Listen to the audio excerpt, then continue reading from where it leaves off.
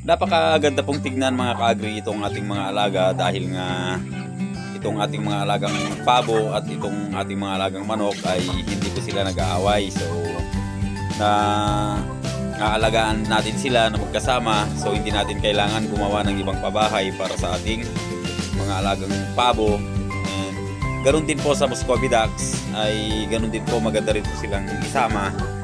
Kaya ang binabalak po natin ngayon ay papakawalan na po natin sa susunod itong ating mga alagang Muscovy Ducks.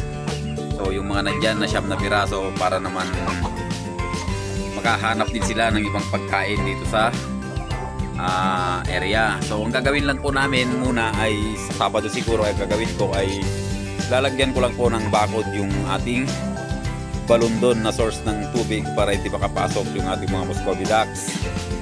So alam niyo naman po yung ating mga Muscovy Ducks na ang isa sa pinakaano nila ay yung tubig. So ilang beses po tayo nagkakarga dito ng tubig nila, kaya lang laging ubos. So ubos na naman po yung tubig nila, magre-refill na naman po tayo. So malalaki na po sila, pwede nang pakawalan.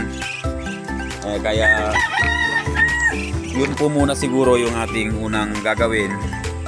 Yung balon natin is lalagyan na lang natin ng takip. So ayun, makikita yung mga ka-agri, napaka ano pong tingnan dahil nga hindi talaga nag-aaway yung ating mga alagang pabo. Although may nagtutukaan sila minsan, which is normal lang naman sa kanila yon. And ayun, mas inuna talaga nating dalhin itong ating mga alagang manok dahil nga sila po yung pinaka mabilis mag-multiply or dumami. Ganon din po yung ating mga alagang Muscovy Ducks. Kaya nga ang iniisip natin is sila po yung next na dadalhin natin dito dahil nga sa mabilis po silang dumami. Basta mapatuka lang po natin sila ng maayos, may bigay natin yung kanilang mga pangangailangan, tamang pabahay, pagkain, at sa Muscovy Ducks importante po yung tubig.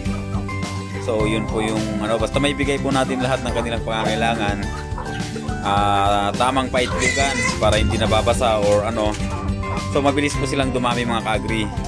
Kung titignan nyo yung dito is nung naglilimlim noon ay naglilimlim, bumaba lang siya.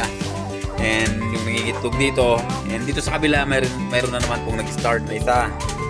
So yung iba siguro is sa mga susunod na araw or linggo ay mag-uumpisa na rin po na mangitlog. So yun po yung kagandahan pagka ganito po yung natin, pag maayos yung ating sistema. Yun nga, tamang pakain and pabahay siguro. Ang kulang na lang dito mga ka-agri is yung dapuan nila. So hindi natin may singit-singit. So ang nangyayari dito sila pagkagabi dyan sila natutulog sa ating mga dapuan. So ayun, ulan na. Hindi na naman tayo makakapagtrabaho mga ka-agri. Alas 4 pa lang ng hapon is ulan na naman. So ang ganda talaga ng mga alagang manok natin mga ka-agri. So ayan, halos karamihan po ng manok natin dito mga ka-agri ay mga pinili na po natin yung mga yan. Kung napansin nyo kanina sa kabila ay doon sa kabilang area natin may mga manok pa tayo doon.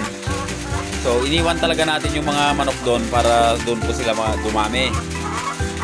And yung mga nandito hanggang sa mga maliliit or sa mga sisiw pa na nandito is pinili po natin lahat yan mga ka-agri. Siyempre mayroon tayong qualification na pinili sa kanila.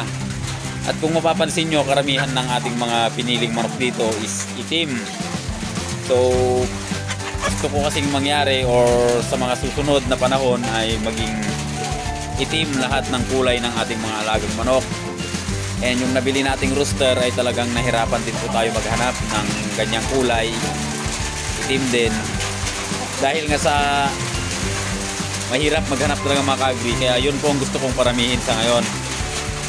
And parang mas matibay sa sakit pagka mga ganyang kulay. Hindi ko lang po alam kung may scientific or sa scientific base yung mga kulay ng manok. Pero yun po yung napansin ko mga ka-agri, mas matibay po sa sakit ang mga dark colors. So ayun mga ka-agri, nag-uumpisa ng mulan. So hindi na naman po tayo makakapagtrabaho and papatayin na po natin itong video natin dahil hindi na rin po maririnig.